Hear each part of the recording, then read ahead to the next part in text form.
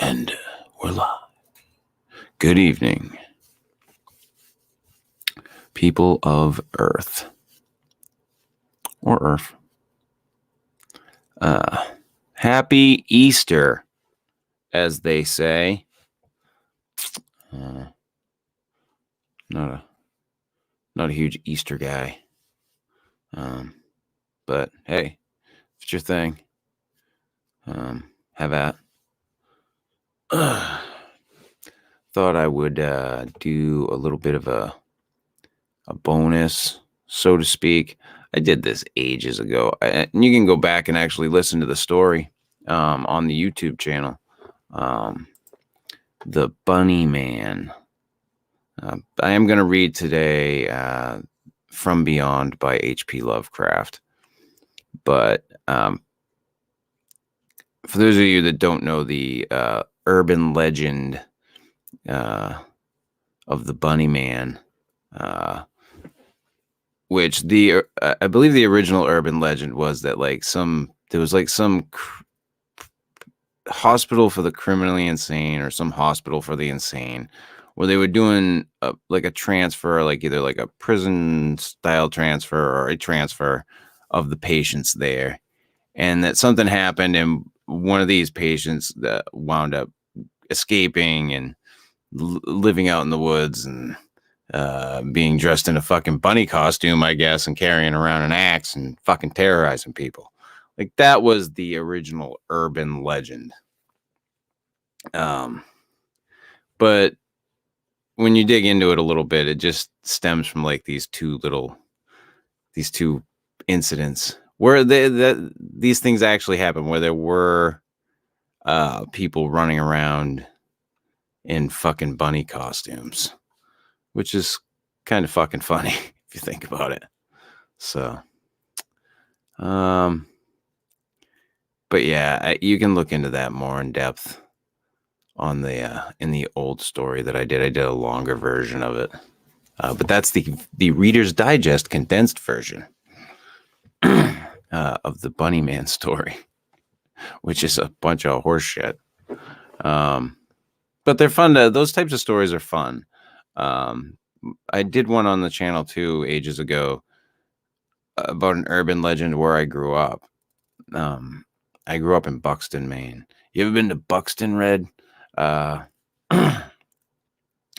And the Saco River runs through Buxton, and there is this urban legend that the Indians that lived on the river, some white men, drowned his the wife and kids of the chief or some shit, and they put a fucking curse on the river. It's like the curse of the white monkey or some shit. I don't know. I did that story too, but those stories are fun. They're interesting. Where these legends and fucking myths come from. So yeah. And like I said, I will be reading here shortly the H.P. Lovecraft tale, From Beyond. But I'd give some of y'all who would be interested today a bedtime story. And I just went with Lovecraft because Lovecraft's fun. Fun, easy, simple. It was the first thing that popped up on my Kindle. I'm going to be honest. I wasn't going to go digging. I did pick up 2 new books on my Kindle today. That was nice. I got a couple of credits from Amazon. So I wound up picking up a couple of books I've been wanting to pick up. One of them was Stephen R. Donaldson, A Man Rides Through, which is the second book in the Morden Sneed series. It's only a 2-book series. Really good books. I read them when I was in high school.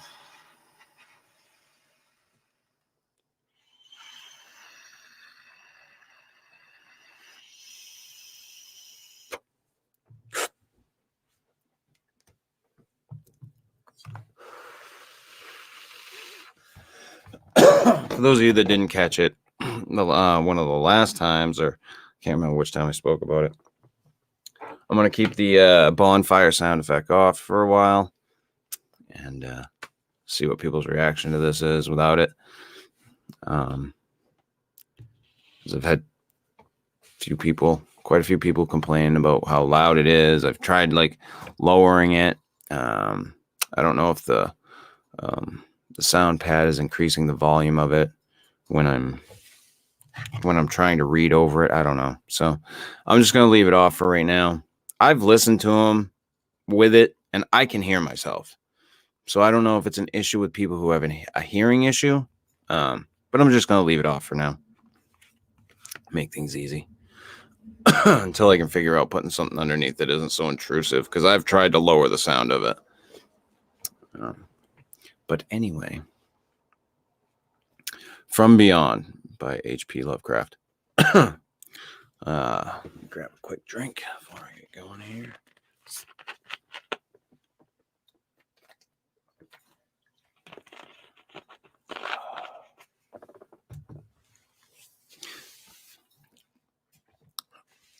I guess this was written on the 16th of November, just that day, 1920. First published in The Fantasy Fan, Volume 1, number 10, June 1934, pages 147 to 151, and 160. So they put the climax in the end of it. Whoa, what the hell just happened there? There we go.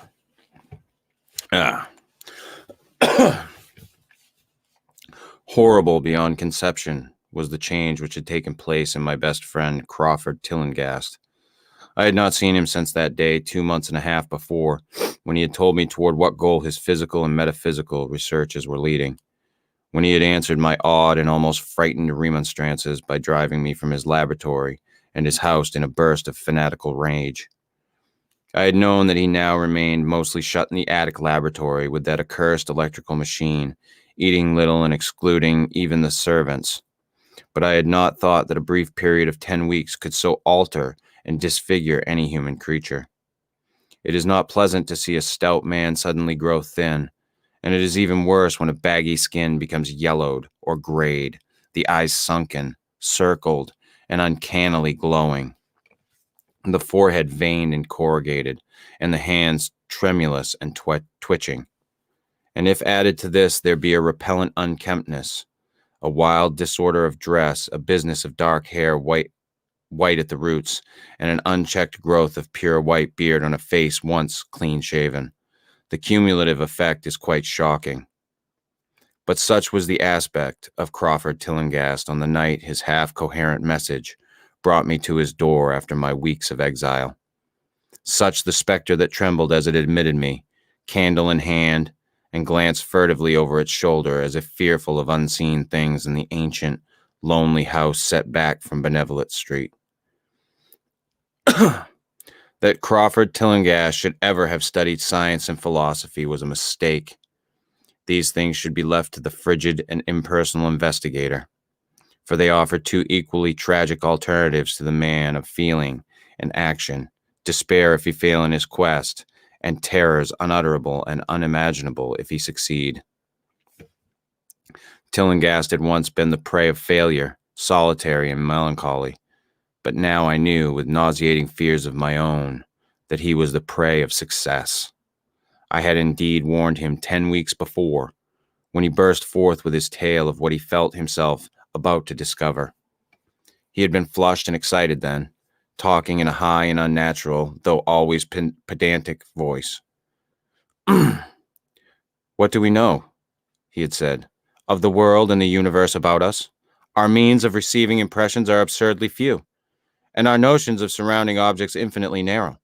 We see things only as we are constructed to see them, and we gain no idea of their absolute nature.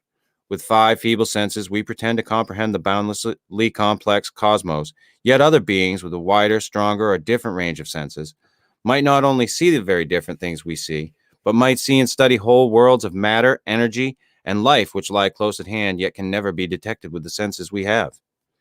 I have always believed that such strange, inaccessible worlds exist at our very elbows. And now I believe I have found a way to break down the barriers. I am not joking. Within 24 hours, that machine near the table will generate waves acting on unrecognized sense organs that exist in us as atrophied or rudimentary vestiges. Those waves will open up to us many vistas unknown to man, and several unknown to anything we consider organic life. We shall see that at which dogs howl in the dark, and that at which cats prick up their ears after midnight. We shall see these things and other things which no breathing creature has yet seen. We shall overleap time, space, and dimensions, and without bodily motion peer to the bottom of creation. When Tillinghast said these things, I remonstrated, for I knew him well enough to be frightened rather than amused. But he was a fanatic and drove me from the house. Now he was no less a fanatic, but his desire to speak had conquered his resentment, and he had written me imperatively in a hand I could scarcely recognize. As I entered the abode of the friend so suddenly metamorphosed to a shivering gargoyle, I became infected with the terror which seemed stalking in all the shadows. The words and beliefs expressed 10 weeks before seemed bodied forth in the darkness, beyond the small circle of candle light, and I sickened at the hollow, altered voice of my host. I wished the servants were about,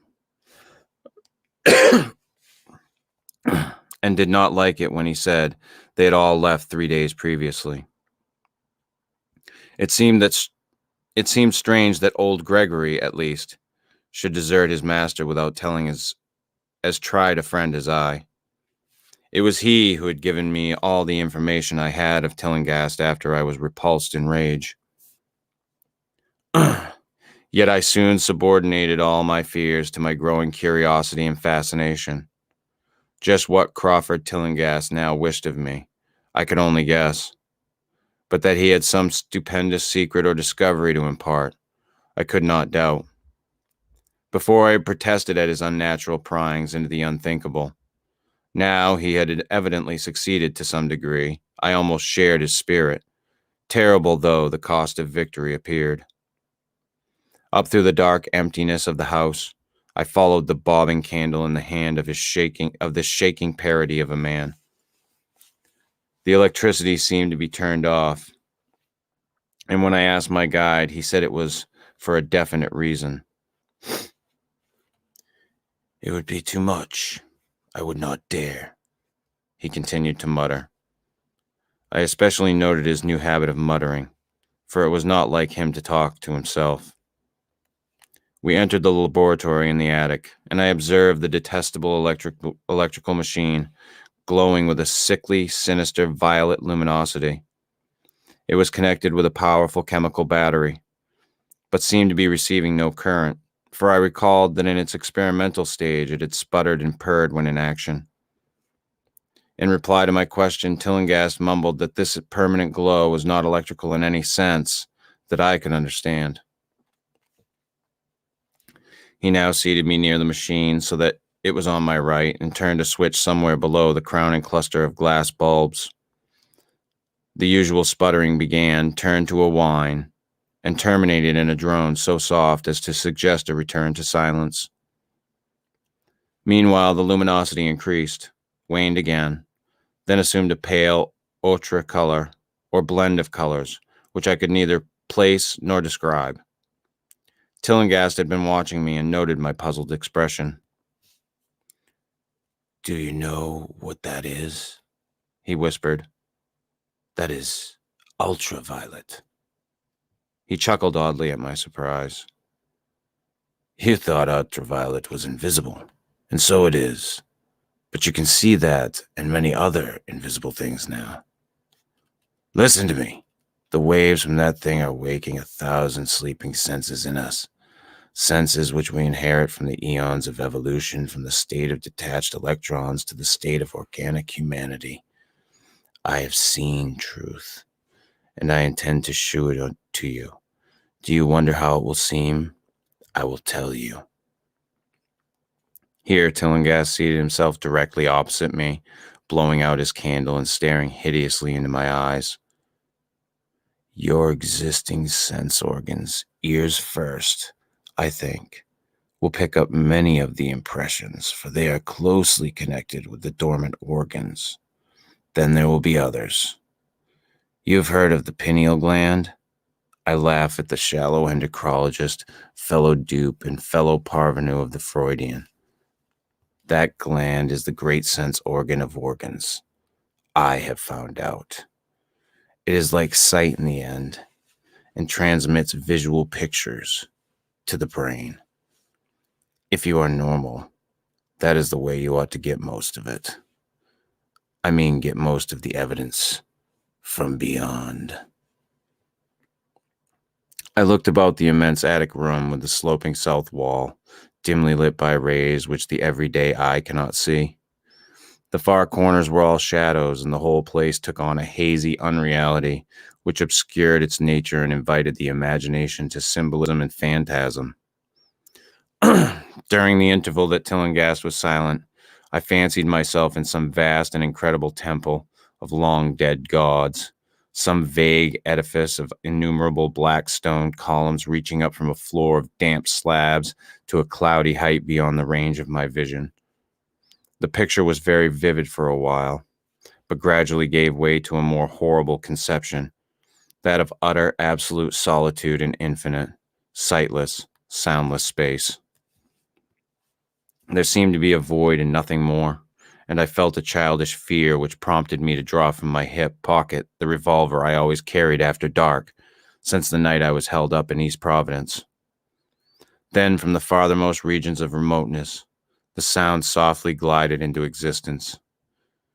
It was infinitely faint, subtly vibrant, and unmistakably musical, but held a quality of surpassing wildness which made its impact feel like a delicate torture of my whole body.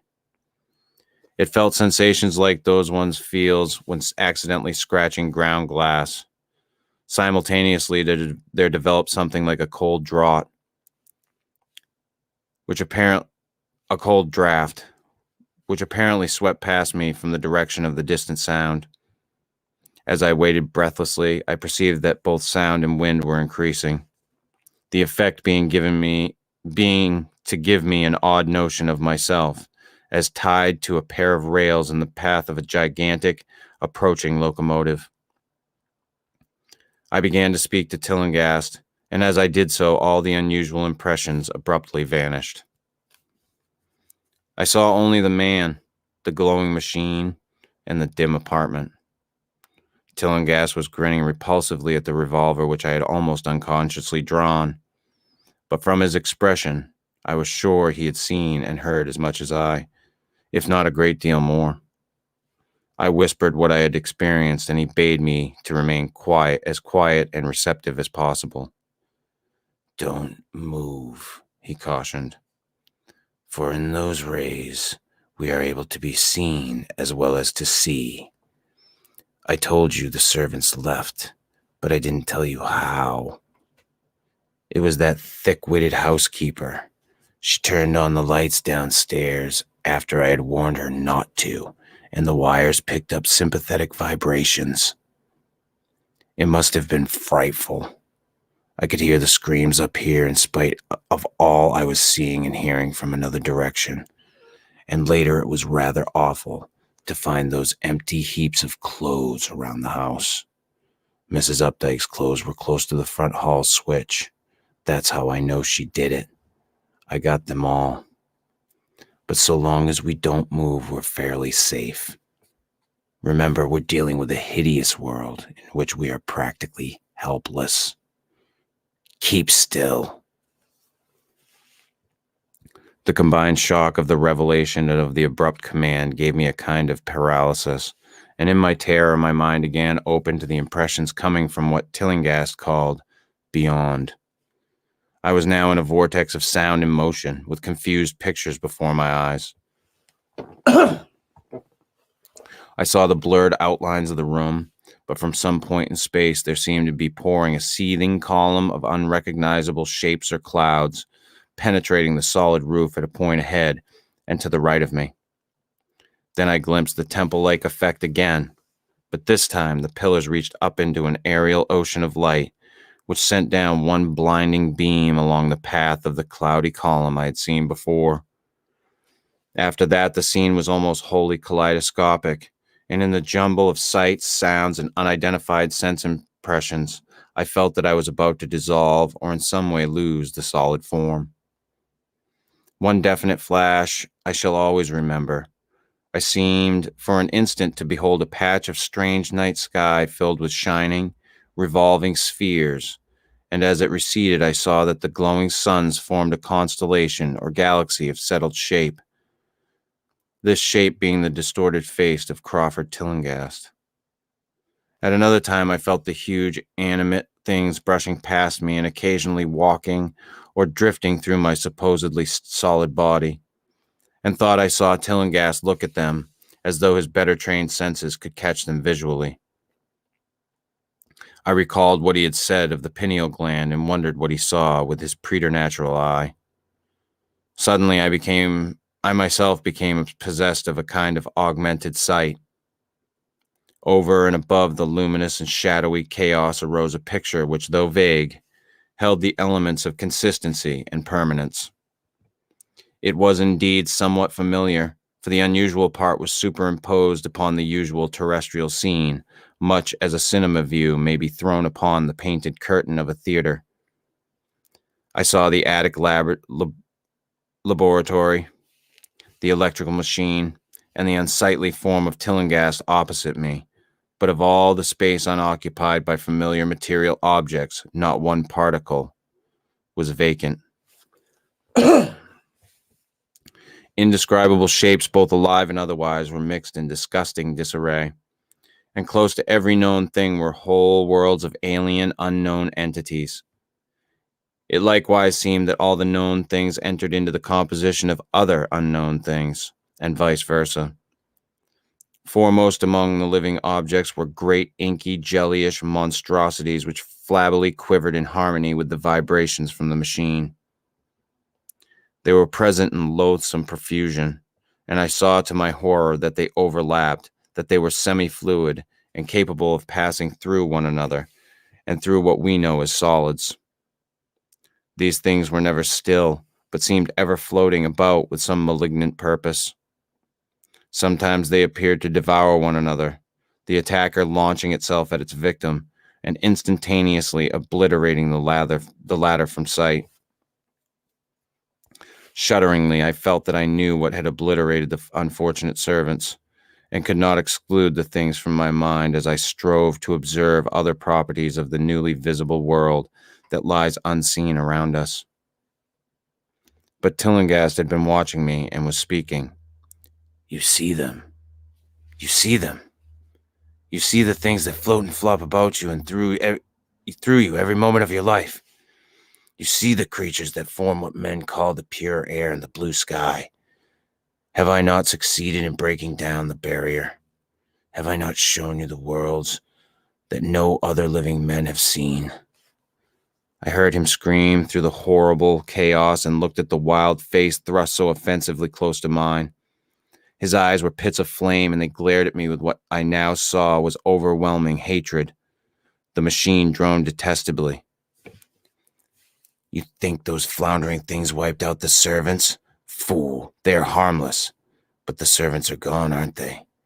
You tried to stop me. You discouraged me when I needed every drop of encouragement I could get. You were afraid of the cosmic truth. You damned coward, but now I've got you. What swept up the servants? What made them scream so loud? Don't know, eh? You'll know soon enough. Look at me. Listen to what I say. Do you suppose there are really any such things as time and magnitude? Do you fancy there are such things as form or matter? I tell you, I've struck depths that your little brain can't picture. I've seen beyond the bounds of infinity and drawn down demons from the stars. I've harnessed the shadows that stride from world to sow death and madness. Space belongs to me, do you hear? Things are hunting me now, the things that devour and dissolve, but I know how to elude them. It is you they will get, as they got the servants. Stirring, dear sir? I told you it was dangerous to move. I have saved you so far by telling you to keep still. Saved you to see more sights and to listen to me. If you had moved, they would have been at you long ago. Don't worry. They won't hurt you. They didn't hurt the servants. It was seeing that made the poor devils scream so. My pets are not pretty, for they come out of places where aesthetic standards are very different. Disintegration is quite painless, I assure you, but I want you to see them. I almost saw them, but I knew how to stop. You're not curious? I always knew you were no scientist. Trembling, eh? Trembling with anxiety to see the ultimate things I have discovered. Why don't you move? Tired? Well, don't worry, my friend, for they are coming. Look, curse you, look! It's just over your left shoulder. What remains to be told is very brief, and may be familiar to you from the newspaper accounts. The police heard a shot in the old Tillingast house and found us there. Tillingast dead and me unconscious. They arrested me because the revolver was in my hand, but released me in 3 hours after they found it was apoplexy, which had finished Tillingast, and saw that my shot had been directed at the noxious machine, which now lay hopelessly shattered on the laboratory floor. I did not tell very much of what I had seen, but I feared the coroner would be skeptical. But from the evasive outline I did give, the doctor told me that I had undoubtedly been hypnotized by the vindictive and homicidal madman. I wish I could believe that, doctor. It would help my shaky nerves if I could dismiss what I now have to think of the air and the sky about and above me. I never feel alone or comfortable, and a hideous sense of pursuit sometimes comes chillingly on me when I am weary. What prevents me from believing the doctor is this one simple fact, that the police never found the bodies of those servants whom they say Crawford Tillingast murdered. And that is the end of From Beyond.